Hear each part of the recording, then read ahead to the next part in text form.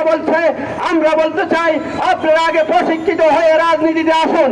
আমাদের কোনো বেটু নাই, কিন্তু আপনারা দেখেছি আপনারা যেন তেরোভাবে বিএনপির সিনিয়র নেতৃবৃন্দুর ভাবে যেন তেরোভাবে আপনারা অশালীন মন্তব্য করছেন, এবং এই অশালীন মন্তব্য আমি বলতে চাই আপনারা প্রত্যাহার করুন, এবং আপনারা সময় উপযোগী এবং সময়ের সাথে তাল মিলিয়ে, যুগের সাথে তাল মিলিয়ে আপনারা রাজনীতি করুন।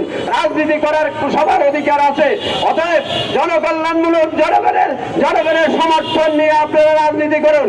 আমরা বলতে চাই আপনারা সর্বপ্রধান ইউনিয়ন পর্যায়ে ইউনিয়ন মেম্বার চেয়ারম্যান হয়ে রাজনীতিতে আসুন। তারপরে বুঝে যাবে রাজনীতি কত কি চাল কি বাতের চাল আছে।